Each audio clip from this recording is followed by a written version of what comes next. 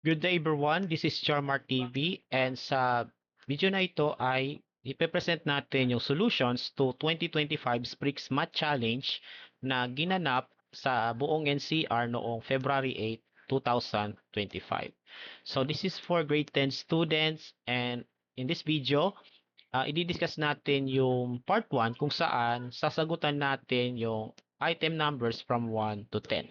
So with that said, let us begin.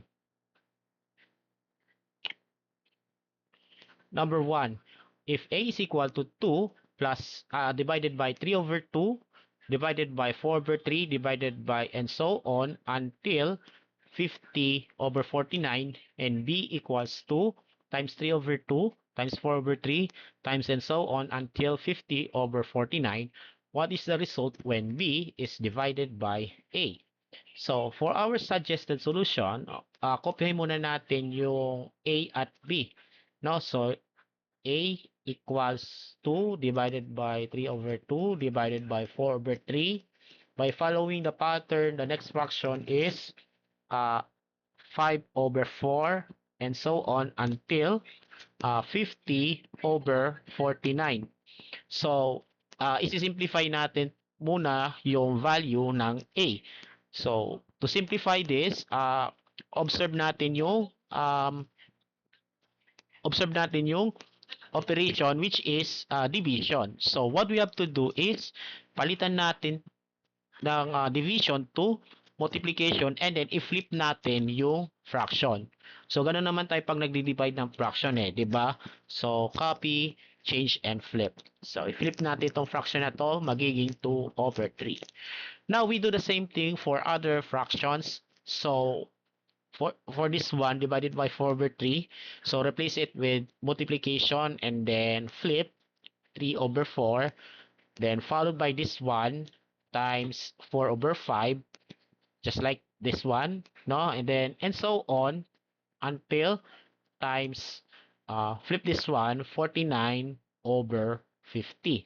Okay, and then we're going to do cancellation, no? So as you can see, yung 3 makakancel as well as 4 as well as 5. Yung kasunod nito is 5 over 6. So we can cancel 5 as well. And so on until 49 over 50.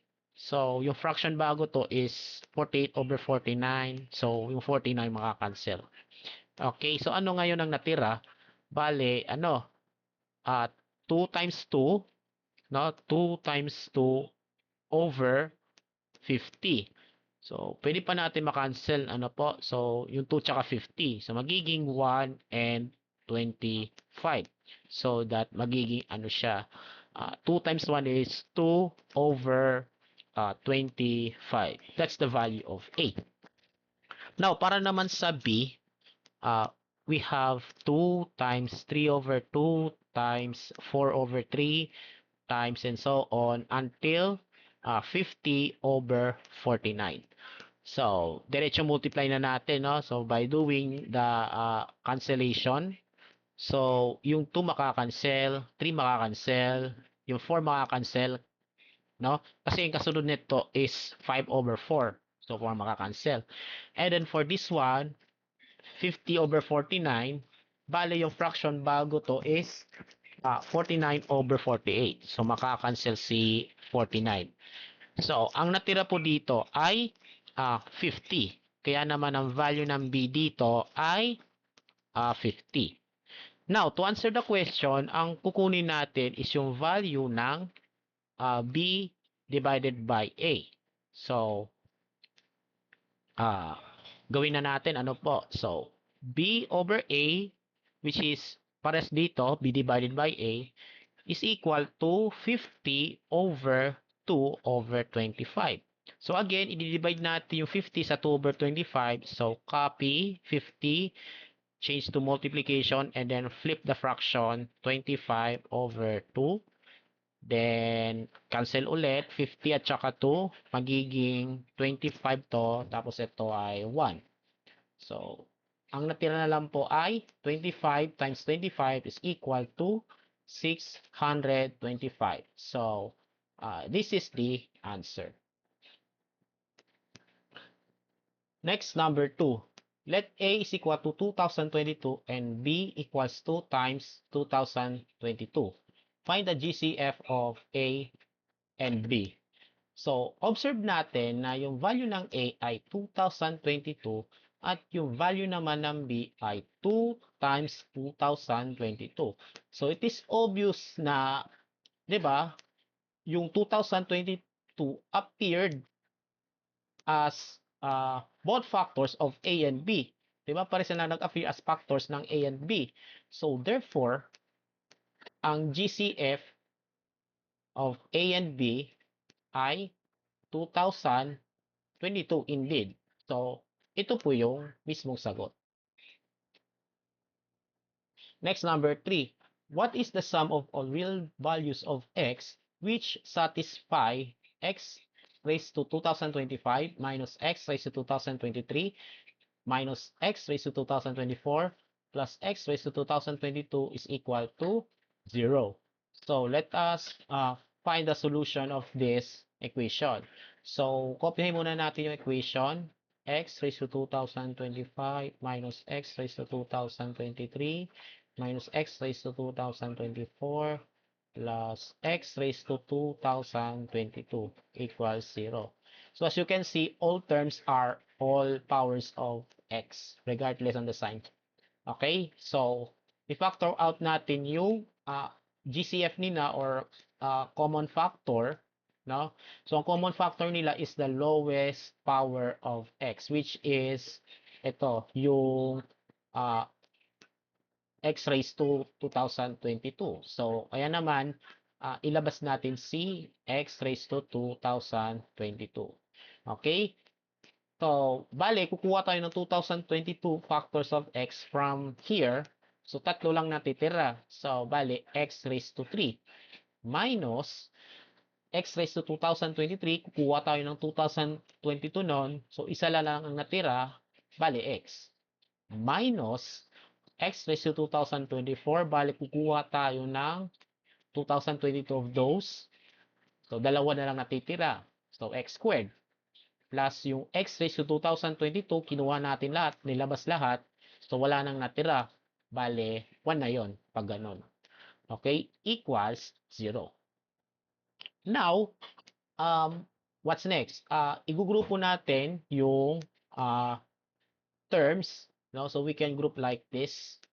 Diba? So, we are going to factor this expression by grouping. Ano po? However, kapag minus naman ang ano natin, ginugrupo natin, magbabago yung sign na nasa loob. So, imbis na plus, magiging minus na siya. Kaya naman, magiging x raised to 2022 multiplied by, wait lang, x raised to 2022 multiplied by x cubed minus x minus quantity x squared minus 1 equals 0. Now, ilabas natin yung common factor sa bawat group. So, bale, dito ang common factor is x. Then, ilabas natin yung x dito. So, mababawasan ng isang factor nito. Magiging x squared na to, then minus 1. Then, minus, for this one, wala tayong ilalabas kasi wala tayong common factor eh. So, as is.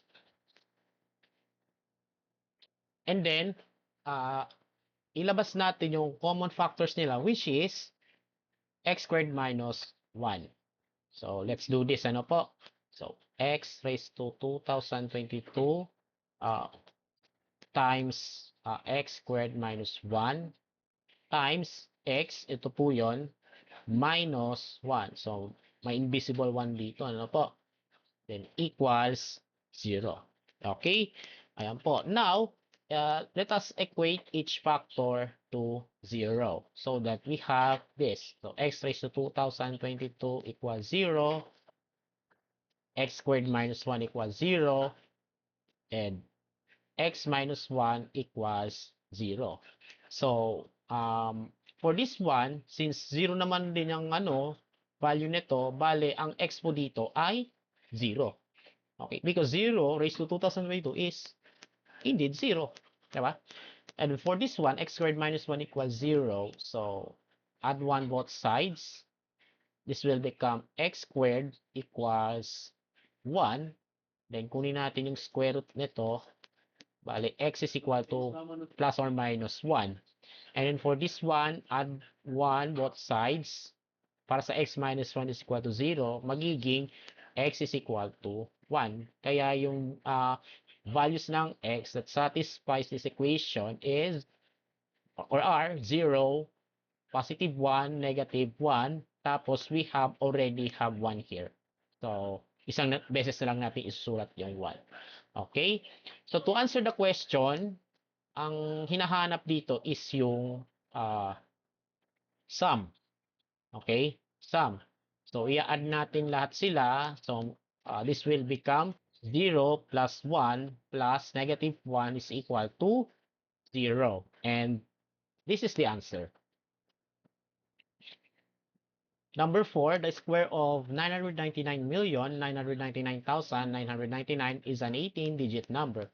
How many of these 18 digits are nines? So let us do the inductive reasoning. So let's start with single digit 9. Okay, and then erase natin sa 2. So 9 squared or 9 times 9 is 81. Next naman po is 2-digit 9s or 99. And erase natin sa 2. So 99 squared is 9,801. Okay? And then 999 squared is equal to 999,000, 998 rather, then 1. Okay? 998,001. So let us observe carefully, no? Base sa number of nines, no? In terms of number of digit nines. So kung makikita natin, ito mayroong tatlong 9. Kapag in-square natin, dalawa lang yung 9. Dito naman, kung dalawa yung 9, pag in-square natin, isa lang yung 9. At kung isa lang yung 9 nandito, pag in-square, walang 9 dito. Okay? So ibig sabihin, kung itutuloy natin yung pattern, let's say 9,999 squared, mayroong 1 less na digit na 9. So, tatlong 9, then followed by 8, tapos tatlong 0, then 1. Okay, so ayan po yung square ng 9,999. Okay, so kung itutuloy natin yung pattern, which is 999,999,999, then erase natin sa 2, bali, ang magiging square nun may 8, 9. Kasi pag in-square natin to, mabawasan yung isang digit na 9. So, 9, 9, then isang 8, tapos 0, then isang 1. So, this is an 18-digit number, which is the square of this number. So, therefore, ang sagot po ay 8. Next is, find the numerical value of square root of x plus xy minus 2y all over y if 1 over y plus 1 is equal to 83 over x. So let us simplify this one, no? So from this expression, yung nasa square root, no, copy muna natin, no? So x plus xy minus 2y all over y. Okay? And then, itong xy tsaka negative 2y, ilabas natin yung y. Okay? So, bale, x plus y.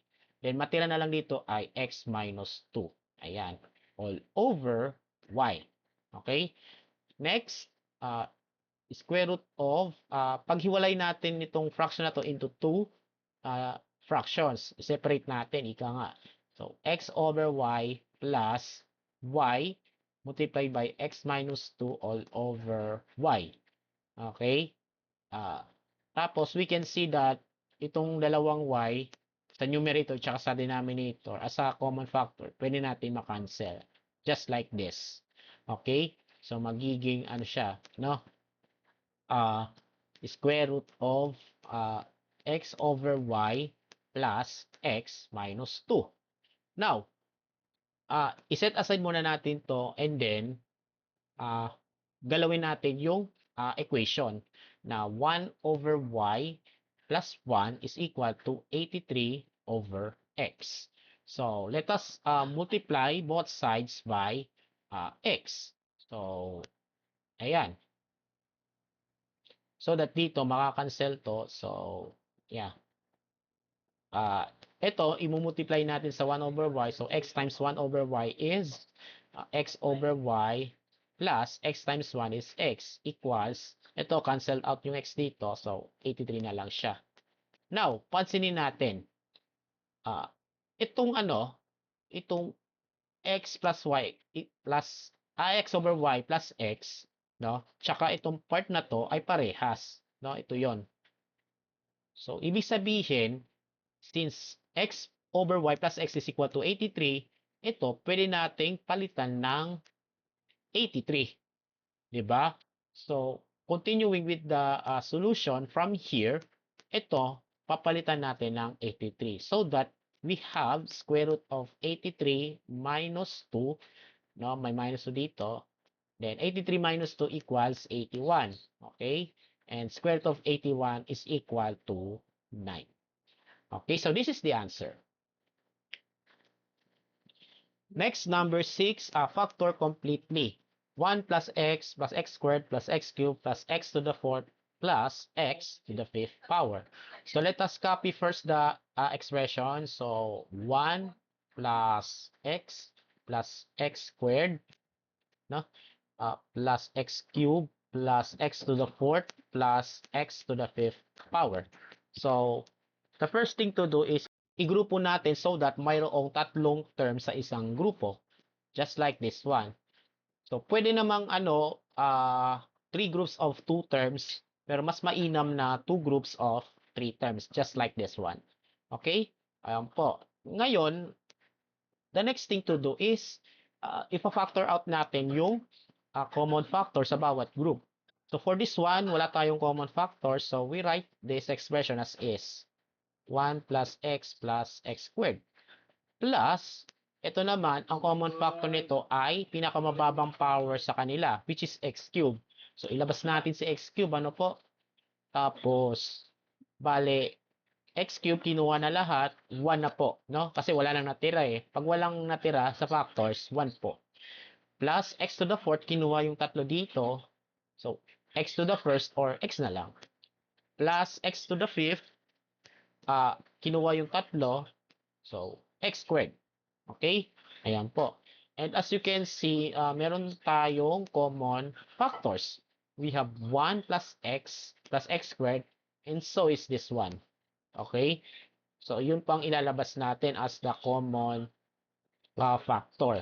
So, that we have 1 plus x squared, tapos times, ito, may invisible na 1 dito. So, 1 dito plus x cube. Ayan. Now, we have factored this expression pero hindi pa tapos. No? So, excuse me lang po. Okay, so ayusin natin. Bale, 1 plus x squared, hindi siya mapapactor actually. Pero dito, factorable siya as ano ba tawag to? Sum of 2 cubes, no? So, to factor sum of 2 cubes, kunin mo lang yung cube root ng bawat term. So, cube root of 1 is 1, cube root of x cube is x. And then, for the second factor naman, square mo yung 1, that's 1. Then, minus, opposite sign, diba? Ito, same sign, opposite sign. Then, kunin mo yung product ng 1 at x. So, 1 times x is x. Then, plus, laging plus to. Square mo naman yung x. So, that's x squared. Okay? And then, we can rearrange the factors, no? So, actually, this is actually the correct factors of the expression. Pero, pwede natin i-rearrange. Ano po? Just like this one. So, 1 plus x times 1 plus x squared times 1 minus x plus x squared. So, inayos lang natin yung factors, ano po. So, This is the answer. Number 7. What is the ordered pair of real numbers x, y for which x plus y equals 100 and x squared minus y squared is also equal to 100? So, tingnan naman natin yung tingnan natin yung second equation na x squared minus y squared equals 100. No? So, kopyahin muna natin. Now, yung x squared minus y squared, this is a difference of two squares. So, we can factor this as x plus y multiplied by x minus y equals 100. Now, obserbahan muna natin na maigi, no? So, we got x plus y here. Pero, according sa given, yung value daw ng x plus y ay 100.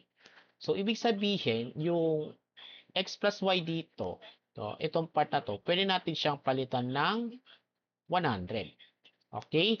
So, gawin na natin. So, magiging 100 to times x minus y equals 100. Then, divide both sides by 100. Magiging x minus y na lang siya. Equals 1. Okay? Now, meron na tayong system of linear equation. So, ito po yung pangalawang equation.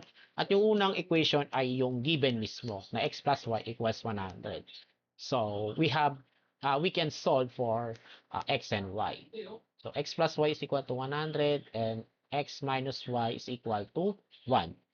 Now, maka-cancel na to kapag inad natin. So, cancelled out na to. Bale, x plus x is 2x. Then 100 plus 1 is 101. Divided by 2 gives us x is equal to 101 over 2. Now, para naman sa y, gamitin natin yung unang equation. So, x plus y is equal to 100. So, yung x po natin ay 101 over 2. So, pwede nating i-plug in dito. Ano po? So, bale, 101 over 2 plus y is equal to 100. Then, multiply both sides by 2. Ayan. Bale, itong magiging yan, kalalabasan, no? So, 2 times 101 over 2, yung 2 makakancel lang, so 101 na lang. Plus, 2 times y is 2y equals 100 times 2, that's 200. Okay? Then, subtract 101 both sides. This will become 2y is equal to 99. And then dividing by 2 gives us y is equal to 99 over 2. Kaya naman, ang ordered pair po na hinahanap ay 101 over 2, 99 over 2. So, this is the answer. Next, number 8. What are both values of x which satisfy 2 squared plus 4 squared plus 6 squared plus 8 squared equals 1 squared plus 3 squared plus 5 squared plus 7 squared plus x squared? So, we just, simplify this part. So, isi-simplify na lang natin to, no? Okay? So, that ganito magiging kalalabasan. So, 2 squared is 4 plus 4 squared is 16 plus 6 squared is 36 plus 8 squared is 64. Tapos, sa kabilang banda naman, 1 squared is 1, 3 squared is 9, 5 squared is 25, and 7 squared is 49, then plus x squared. Okay?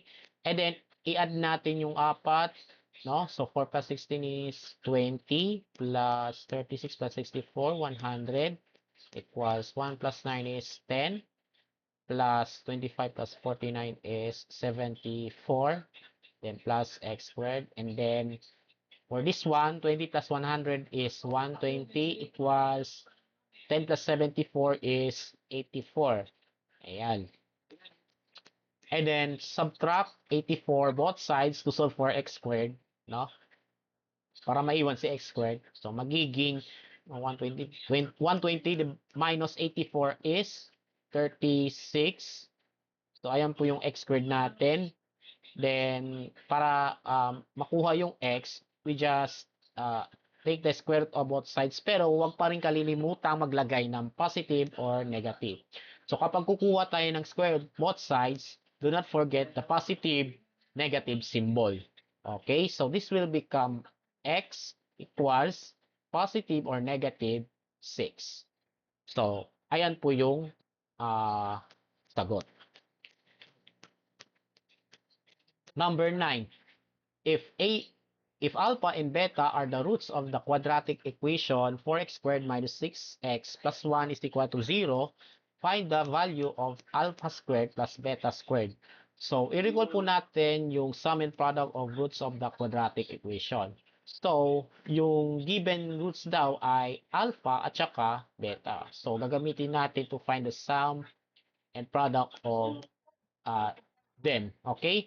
So, alpha plus beta is equal to negative b over a. Kasi ayan yung sum of the roots. Tapos, para sa product of the roots, which is alpha times beta, that is equal to c over a. Okay? So, para sa sum, we have negative b over a. So, remember po, guys, no? So, ito ay a, ito ay b, ito naman ay c. Okay? Ayan po. So, negative b. So, ang b po natin ay negative 6. So, 6 over, yung a po dito ay 4. So, negative of negative 6 over 4, which simplifies to 3 over 2. Para naman sa product, no, c over a, ang c po natin ay 1, habang yung a natin ay 4. So, 1/4 is the product. Okay. Now, paano naman ngayon? Paano natin makukuha yung value ng alpha squared at beta squared? So, i-recall po natin na ang alpha plus beta ay 3 over 2. So, yan, alpha plus beta is equal to 3 over 2. Now, paano natin ma-obtain yung alpha squared at beta squared? So, we just square this equation both sides. Okay? Both sides of the equation, no? So that magiging ganyan na siya. So remember po, square of the binomial, i-expand natin to. So magiging alpha squared siya plus twice the product of these two. So 2 times the alpha times beta plus square of this one. So beta squared equals 3 over 2 squared. That is 3 over 2 times 3 over 2 is 9 over 4. Okay? Now, as you can see, ito may product ng alpha at beta. Ito po yon, no? Pero yung product na alpha at beta, ito yon, equal siya sa 1/4. So, ito, pwede nating palitan ng 1/4. Kaya naman, no? Kaya naman, ito, papalitan natin ng 1/4. Let's do this. Alpha squared plus 2 times 1 over 4 plus beta squared equals 9 over 4. Eh di 2 over 4 na to. Guys, no? 2 over 4 na to. So, magiging 2 over 4 siya.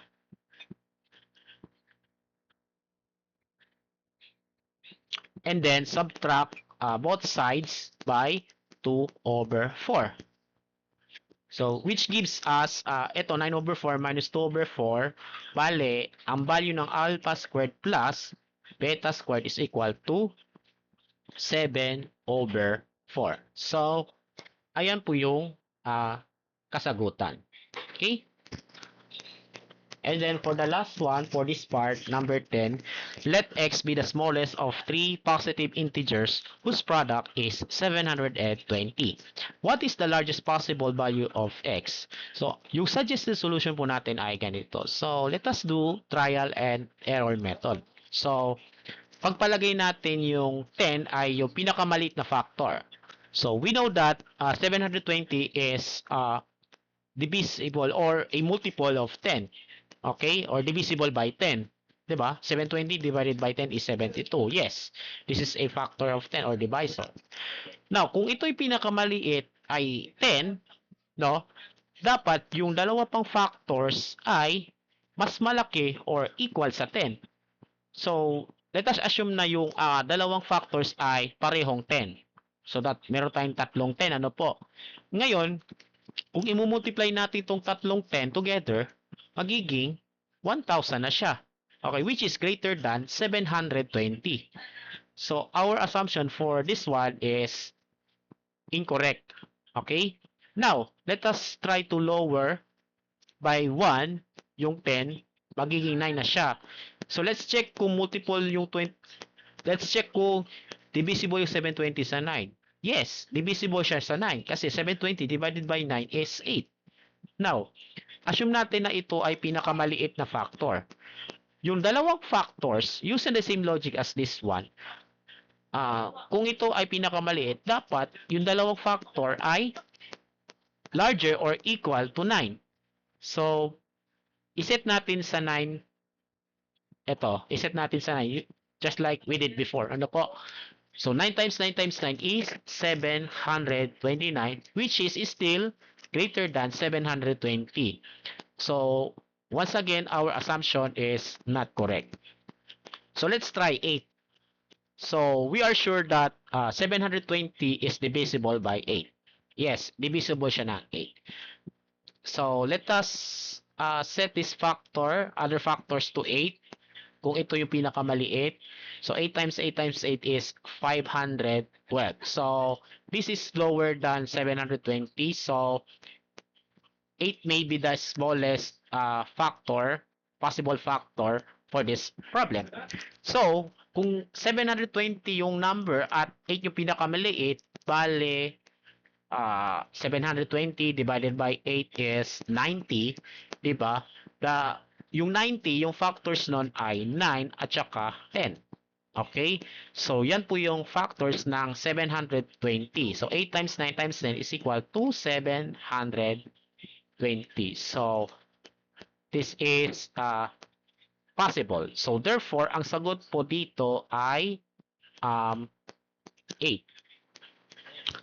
Okay, so may mga mas mababa pa dito, pwedeng 6, pwedeng 5, pero ang hinahanap dito is yung largest possible value. Okay, so that's all for today's part 1 sa Spriggs challenge for grade 10.